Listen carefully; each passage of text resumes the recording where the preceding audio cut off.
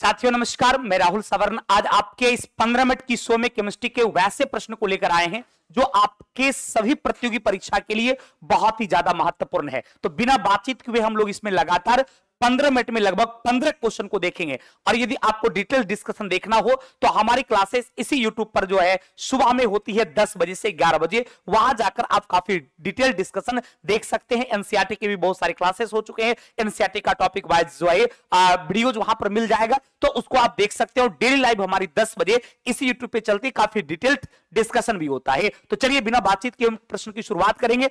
15 minute में आपको साथियों यहां पर 15 क्वेश्चन बताएंगे। सेशन अच्छा लगेगा तो आप लोग लाइक करके शेयर जरूर कर दीजिएगा और डेली साथियों इस क्लास को आप जरूर देखिएगा। साथियों में प्रश्न शुरू करने से पहले बता दूं, यदि आप ऑफलाइन कक्षा ज्वाइन करना चाहते हैं, किसके लिए साथियों, तो बीपीएससी एईडीओ के लिए, एईडीओ के लिए साथियों, यानी सहायक शिक्षा विकास पदाधिकारी के लिए, तो 8 तारीख से यानी इसी 8 तारीख से साथियों जो है इसकी बैचेज आ रही है, जो आपके एग्जाम के दृष्टिकोण से काफी ज्यादा महत्वपूर्ण होगा, क्योंकि आपको पता है कि एकमात्र एग्जाम है जिसमें आप पदाधिकारी बनने वाले हैं। चलिए साथियों प्रश्न की शुरुआत करते हैं। सबसे पहला प्रश्न कहता है कि निम्नलिखित जीवाश्म ईंधनों में से कौन सा स्वच्छतम ईंधन है, मतलब सबसे अच्छे ईंधन के बारे में, सबसे स्वच्छ ईंधन के बारे में यह आपसे सवाल करता है कि इनमें से कौन ऐसा है जो सबसे बेहतर ईंधन का है। अब आपके ऑप्शन में कोयला, पेट्रोल, प्राकृतिक गैस और डीजल। तो तुलनात्मक दृष्टिकोण से आप देखिएगा तो ये जो आपका प्राकृतिक गैस है, इस प्राकृतिक गैस को जो है सबसे स्वच्छतम ईंधन माना जाता है,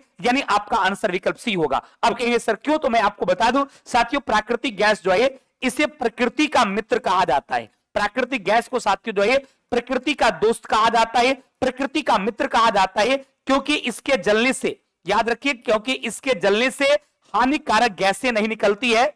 इसके जलने से, याद रखिएगा, इसके जलने से हानिकारक गैसें नहीं निकलती है, हानिकारक गैसें नहीं निकलती है, हानिकारक गैसें नहीं निकलती है, जिससे कि आपके नहीं निकलती है, जिससे कि आपके पर्यावरण को किसी भी प्रकार का नुकसान नहीं पहुंचता है। अतः साथियों प्रकृति को यह काफी ज्यादा सपोर्ट करती है, इसलिए ध्यान रखिएगा सीएनजी को या प्राकृतिक गैस को जो है यह प्रकृति का मित्र कहा जाता है और इसे सबसे अच्छी किस्म का ईंधन भी माना जाता है। याद रखिएगा प्राकृतिक गैस के अंतर्गत जो है यह आपका सीएनजी आता है, यानी कंप्रेस्ड नेचुरल गैस जो है, यह कंप्रेस्ड नेचुरल गैस को ही आप क्या कहते हैं, तो आप प्राकृतिक गैस कहते हैं। कभी कभी आपसे एग्जाम में सवाल पूछता है कि इसका जो सबसे प्रमुख घटक है वो कौन सा है, तो आपका आंसर यहां से क्या हो जाता है कि मीथेन जो है ये सीएनजी का जो है सबसे प्रमुख अवयव में आता है, सबसे प्रमुख घटक में आता है। चलिए तो बाबू आंसर आपका विकल्प सी हो जाएगा।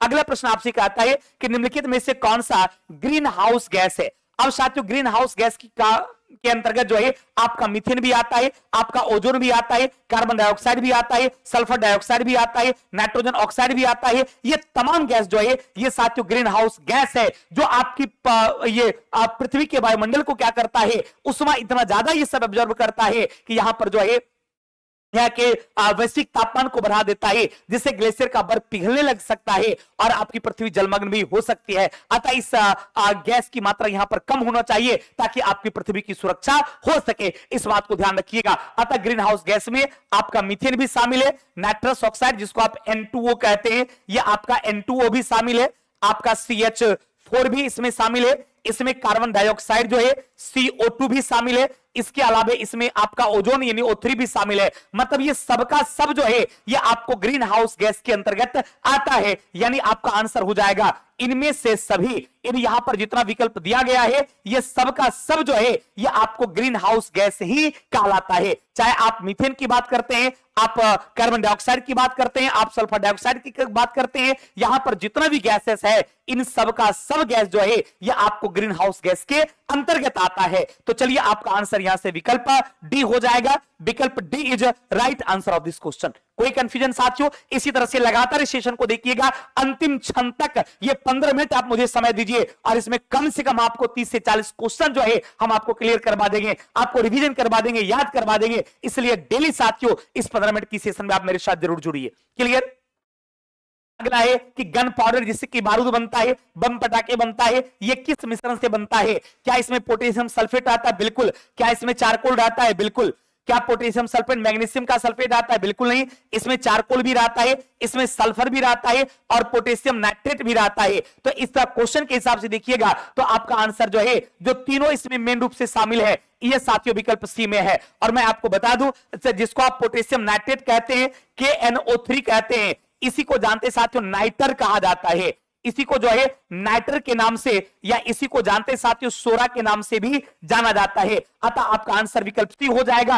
यानी आपका गन पाउडर जो है, जिससे बम बारूद पटाखे वगैरह बनते हैं, इसमें आपका चारकोल भी रहता है, इसमें सल्फर भी रहता है और इसमें सोरा भी रहता है, जिसे नाइटर या पोटेशियम नाइट्रेट के नाम से जानते हैं। तो इसलिए साथियों आपका आंसर जो है विकल्प सी हो जाता है। अगला प्रश्न आपसे कहता है कि निम्नलिखित में से कौन सा हाइड्रोजन का समस्थानिक है? हाइड्रोजन के आइसोटॉप्स के बारे में आपसे पूछता है कि कौन सा हाइड्रोजन का आइसोटॉप्स नहीं है। अब यहां ध्यान दीजिएगा, नहीं के बारे में पूछा था, जबकि आपको पता है कि हाइड्रोजन के आइसोटॉप्स की बात करेंगे, इसमें 3 आइसोटॉप्स है, 1H1, 1H2 और 1H3। अब 1H1 की बात करेंगे तो इसको प्रोटियम कहा जाता है, इसको प्रोटियम कहा जाता है। 1H2 जो है इसको ड्यूटेरियम कहा जाता है, इसको ड्यूटेरियम कहा जाता है। 1H3 की बात करेंगे तो इसे साथियों जो है ट्राइटियम के नाम से जाना जाता है। तो आप इसको याद करिएगा, और यदि आपको याद हो गया होगा साथियों तो आप आंसर कमेंट जरूर कर दीजिएगा। हाइड्रोजन का ये 3 आइसोटॉप्स होता है, प्रोटियम, ड्यूटेरियम और ट्राइटियम, इस बात को ध्यान रखिएगा। अब आपके विकल्प में इट्रियम लिखा हुआ है, जबकि ये कोई आइसोटॉप्स नहीं है, नहीं के बारे में पूछ रहा था, इसलिए आपका आंसर विकल्प ए होता है। जबकि आपका ड्यूटेरियम, ट्राइटियम, आपका प्रोटियम, ये सब क्या है? ये सब का सब साथियों जो है आपको हाइड्रोजन का क्या है? ये आपका आइसोटॉप से हाइड्रोजन का समस्थानिक है, इसलिए आपका आंसर साथियों क्या हो जाएगा? तो विकल्प A is right answer of this question. अगला प्रश्न कहता है कि बादल या कोहरा जो है किस कोलाइडी निकाय के अंतर्गत आता है? साथियों यदि आप बादल की बात करते हैं, कोहरा की बात करते हैं, तो ये साथियों गैस में द्रव का 1 बिलियन है। साथियों गैस में जो है ये द्रव का 1 बिलियन है। कई बार इस तरह का प्रश्न एग्जाम में पूछा गया है। तो गैस में द्रव का 1 विलियन कौन हो जाएगा? तो गैस में द्रव का विलियन जो है ये आपका कोहरा हो जाएगा, कुहासा हो जाएगा। और याद रखिएगा ये किसका एग्जाम्पल होगा? तो ये एक प्रकार का विषमान विलियन का होगा, जिसको निलंबन के नाम से जाना जाता है। अर्थात ये एक प्रकार का निलंबन भी है और ये गैस में साथियों द्रव का 1 बिलियन है। तो आप इसके विकल्प के अकॉर्डिंग दे सकते हैं। यहां पर लिखा है ठोस में द्रव में परिक्षिप्त ठोस का बिलियन है, बिल्कुल नहीं। गैस में परिक्षिप्त गैस का है, बिल्कुल नहीं। ये साथियों द्रव जो है ये गैस में परिक्षिप्त द्रव का जो है ये एग्जाम्पल है। इसलिए साथियों आपका आंसर जो है ये विकल्प सी हो जाएगा। सभी लोग एक बार आंसर कमेंट करिएगा, विकल्प C is right answer of this question. साथियों आपके इस प्रश्न का जो जवाब होगा ये विकल्प सी हो जाएगा। ये साथियों गैस में द्रव का 1 परिक्षिप्त क्या है? बिलियन है, जिसको आप निलंबन के अंतर्गत भी रखते हैं। कोई कंफ्यूजन बाबू? एकदम इसी तरह से लगातार एक एक प्रश्न को देखिएगा और हर एक प्रश्न का जो सही जवाब होगा, सही उत्तर होगा, साथियों आंसर कमेंट आप जरूर करिएगा।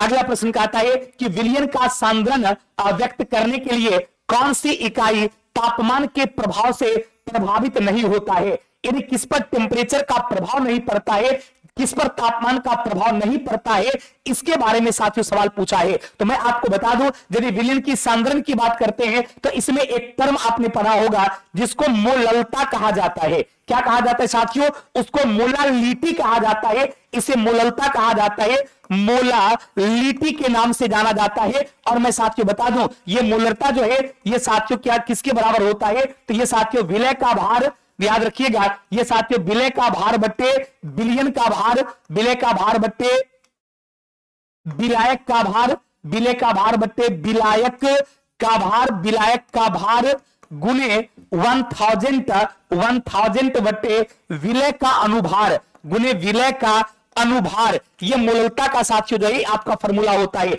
अर्थात मोललता जो है ये विलय के भार और विलायक के भार पर डिपेंड करता है। ये साथियों भार अर्थात द्रव्यमान पर निर्भर करता है। और मैं आपको बता दूं जब ये विलय के भार पर डिपेंड करता है, विलय के द्रव्यमान पर निर्भर करता है, तो द्रव्यमान को टेम्परेचर से कुछ लेना देना नहीं रहता है, द्रव्यमान को तापमान से कोई मतलब ही नहीं है। अतः ये बिल्कुल क्लियर हो चुका है, ये बिल्कुल स्पष्ट हो चुका है। आपका जो सही जवाब हो जाएगा ये सही जवाब साथियों विकल्प बी हो जाएगा, यानी आपका सही जवाब साथियों मोललता हो जाएगा। अब यदि ऐसा प्रश्न एग्जाम में पूछा जाएगा तो बिल्कुल ध्यान रखिएगा, इस तरह का कभी भी सवाल आपसे एग्जाम में पूछा जाएगा तो आप उसका आंसर मोललता बताइएगा, क्योंकि मोललता जो है ये द्रव्यमान पर डिपेंड ही नहीं करता है, ये द्रव्यमान पर निर्भर ही नहीं करता है। ये मोललता जो है ये द्रव्यमान पर निर्भर करता है, इस पर साथियों तापमान का कोई प्रभाव नहीं पड़ता है। इस बात को ध्यान रखिएगा कि आपका द्रव्यमान जो है या आपका भार जो है इस पर जो है तापमान का प्रभाव नहीं पड़ता है। इस पर ध्यान रखिएगा कि तापमान का प्रभाव नहीं पड़ता है, इस पर साथियों तापमान का प्रभाव नहीं पड़ता है, इस बात को ध्यान में रखिएगा। चलिए तो बाबू आपका आंसर विकल्प बी होता है, यानी आपका जो सही जवाब होगा ये मोललता हो जाएगा। ये 15 मिनट में आपको 30 क्वेश्चन सिखाने वाले हैं साथियों, सिर्फ पूरी कंसंट्रेशन के साथ लगातार 15 मिनट तक आप मेरे साथ रहिएगा, यकीन करिएगा काफी कम समय मैक्सिमम रिवीजन हो जाएगा और डेली शाम का ये अपलोड हुआ करेगा, आप लोग डेली देखिएगा। और यदि डिटेल्स डिस्कशन आप क्वेश्चन का देखना चाहते हैं तो इसी यूट्यूब पर हमारी डेली क्लास होती है, सुबह में 10 बजे से हम लाइव आ जाते हैं, 10 बजे से 11 बजे 1 घंटे आपके साथ लाइव रहते हैं। चाहे बीपीएससी सिविल सर्विस की बात करते हैं, बीपीएससी एडीओ की बात करते हैं, बीपीएससी शिक्षक भर्ती की बात करते हैं, बिहार एसआई, बिहार दरोगा, किसी भी परीक्षा की बात करेंगे तो आपको वहां से बहुत ज्यादा फायदा मिलेगा। अगला है कि जल जो है या सहसंयोजक की ज्यामितीय आकार कैसा होता है। ये साथियों H2O के ज्योमेट्रिकल स्ट्रक्चर की बात करता है, तो इसकी आकृति जो है ये आपको टेट्राहेड्रल होता है। इसके संरचना की बात करेंगे तो इसकी आकृति याद रखिएगा ये आपका टेट्राहेड्रल होता है। टेट्रा का मतलब 4 होता है, इस बात को ध्यान रखिएगा। अतः H2O का जो स्ट्रक्चर होता है ये आपका टेट्राहेड्रल होता है। क्या ये कोणीय होता है? बिल्कुल नहीं, समरेखीय त्रिकोणीय कुछ नहीं, आप याद रखिए टेट्राहेड्रल होता है। अगला, निम्नलिखित तत्वों में से सबसे कम विद्युत ऋणात्मक तत्व कौन होगा? अब देखिए ऑप्शन में आपका लिथियम, सीजियम, क्लोरीन और सोडियम। आपको पता है क्लोरीन जो है ये ज्यादा ऋणात्मक होता है। क्लोरीन की बात करेंगे तो ये क्लोरीन जो है ये ज्यादा ऋणात्मक होता है। क्लोरीन साथियों जो है ये आपका ज्यादा ऋणात्मक होता है। लेकिन आपसे पूछा क्या था सबसे कम ऋणात्मक के बारे में, तो इसमें एक नियम होता है, इसको याद रखिएगा कि जब आप वर्ग में ऊपर से नीचे जाते हैं, ध्यान रखिएगा साथियों, जब वर्ग में आप ऊपर से नीचे जाते हैं किसी भी वर्ग में तो इससे क्या होता है ऋणात्मकता घटता है। इसमें क्या होता है ऋणात्मकता घटता है।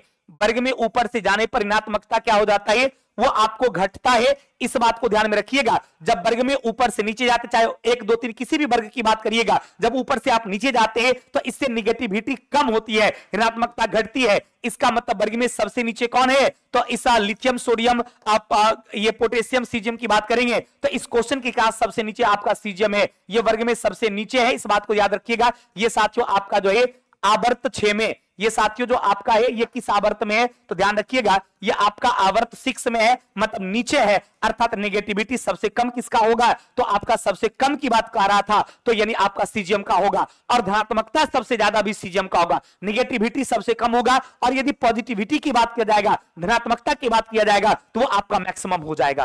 क्लियर? अगला सवाल है कि MnO4 में मैग्नीज का ऑक्सीकरण संख्या क्या होगा। अब ध्यान रखिएगा यदि आपको किसी भी यौगिक में से एक तत्व के बारे में पूछा जाएगा कि उसका ऑक्सीडेशन नंबर क्या होगा तो सबसे पहला काम साथियों आप क्या करिएगा कि पूरे यौगिक को 0 के बराबर लिख दीजिएगा। जिसके बारे में पूछेगा उसे आप x मान लीजिएगा और शेष तत्वों की संयोजकता को ध्यान में रखते हुए आप समीकरण को सॉल्व करिएगा। उसमें जो x का मान आएगा वही उस तत्व का ऑक्सीडेशन नंबर कहलाएगा। इस बात को ध्यान रखिएगा। जैसे कि MnO4 को आपने 0 के बराबर लिख दिया, अब मैग्नीज को आपने x मान लिया, शेष तत्वों की संयोजकता को ध्यान रखेंगे। पोटेशियम का 1 होता है, ऑक्सीजन का साथियों -2 होता है, लेकिन 4 परमाणु है तो बराबर 0 हो जाएगा। तो 1 + x plus into minus minus 4 दूना 8 बराबर 0, तो x का वैल्यू क्या हो जाएगा 8 - 1 बराबर 7 हो जाएगा। तो यहां पर आप देखिएगा कि x का मान साथियों जो है यहां पर आपका 7 आ गया। 7 साथियों विकल्प सी में है, यानी आपके इस प्रश्न का जो जवाब हो जाएगा वो साथियों विकल्प सी हो जाएगा।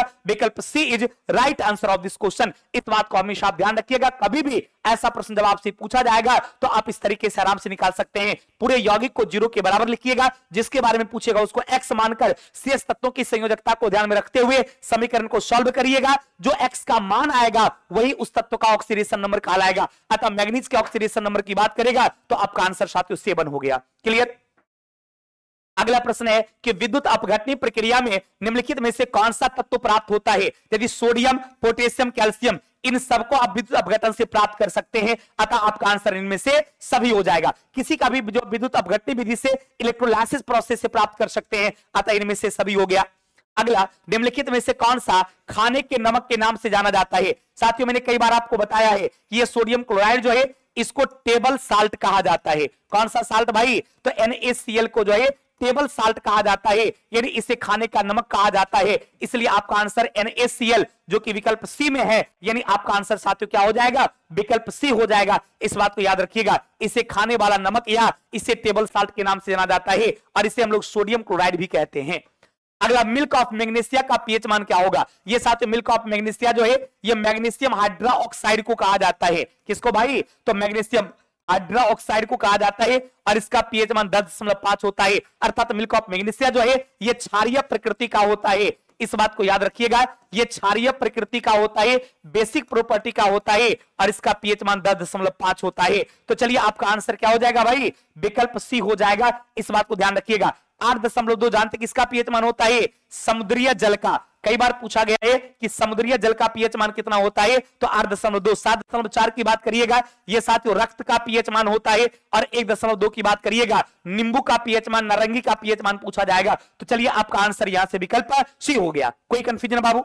अगला प्रश्न आपसे कहता है कि DI मेंडलीव का श्रेय दिया जाता है, ये तत्वों के आवर्त सारणी बनाने का श्रेय किसको जाता है, तो ये साथियों मेंडलीव साहब को जाता है, क्योंकि इन्होंने साथियों आवर्त सारणी की एक रूपरेखा दिया था। हालांकि बाद में आकर मोसले ने इनके नियमों का परित्याग किया था, लेकिन आवर्त सारणी बनाने का पहला काम जो है ये साथियों मेंडलीव के द्वारा ही किया गया था।